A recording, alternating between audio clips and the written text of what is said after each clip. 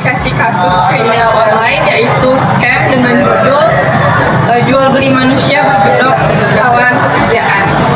Baru-baru ini atau lebih tepatnya tahun 2024 pernah terjadi kasus jual beli manusia di Myanmar dengan kedok tawaran pekerjaan yang mana para korban itu biasanya tidak atau kurang terdidik dan juga berasal dari kalangan penghasilan rendah. Para korban yang tertipu oleh tawaran pekerjaan tersebut seringkali dipaksa untuk bekerja dengan cara tidak manusiawi atau dieksploitasi baik secara fisik ataupun psikologis. Sejauh dari yang saya baca, kasus kriminal ini sudah ditangani oleh pihak pemerintah Myanmar dan juga organisasi internasional. Mereka sudah melakukan penyelidikan dan juga penangkapan terhadap para pelaku tersebut.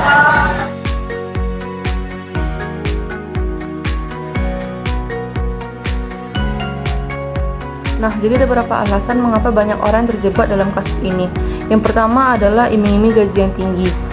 Tawaran kerja dengan gaji yang tinggi dan fasilitas yang menggiurkan seringkali mendapatkan perhatian, terutama bagi orang yang sedang mencari pekerjaan dengan penghasilan yang lebih baik. Yang kedua adalah kurangnya edukasi dan informasi. Banyak orang tidak tahu cara memverifikasi lowongan kerja luar negeri dan tidak tahu tanda-tanda penipuan. Yang ketiga adalah kesulitan ekonomi. Orang-orang yang sedang mengalami tekanan ekonomi lebih rentan menerima tawaran kerja tanpa berpikir panjang karena butuh penghasilan cepat. Yang keempat adalah rekrutmen melalui media sosial. Banyak para sindikat yang menggunakan platform seperti Facebook, WhatsApp, Telegram, Twitter, dan lain-lain untuk menjebak dan lebih mudah menjangkau korbannya. Lalu yang kelima adalah kurangnya regulasi atau pengawasan.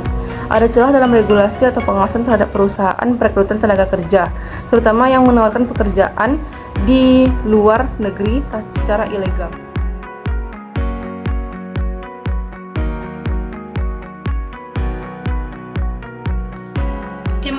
Demografi adalah ilmu yang mempelajari dinamika kependudukan manusia termasuk ukuran, struktur, dan dinamika kependudukan.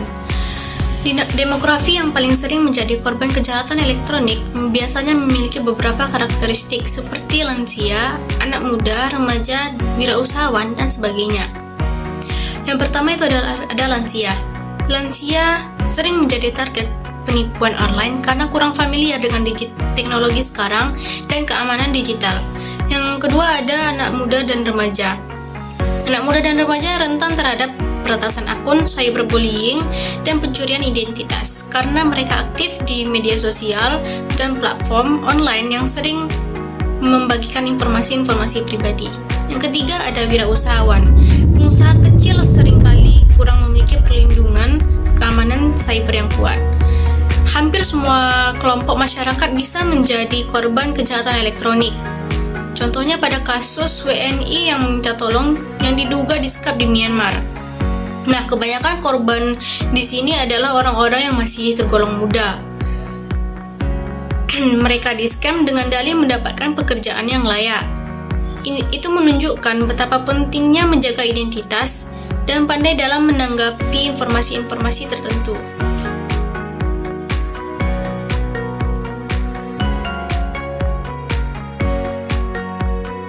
Upaya mengurangi kasus jual beli manusia untuk dieksploitasi seperti kerja paksa memerlukan pendekatan yang menyeluruh dan melibatkan berbagai pihak, termasuk pemerintah, masyarakat sipil, serta sektor swasta.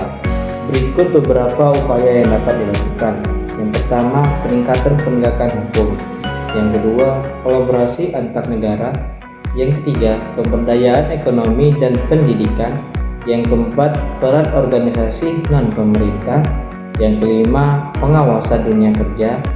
Yang keenam, peningkatan kesadaran masyarakat. Dan yang terakhir, teknologi dan sistem pelaporan. Mengurangi perdagangan manusia membutuhkan kerjasama lintas sektor dan komitmen yang kuat dari pemerintah, sektor swasta, masyarakat, dan organisasi internasional. Pendidikan dan penegakan hukum yang kuat serta pemberdayaan manusia yang lebih luas menjadi kunci untuk mengatasi masalah ini secara efektif.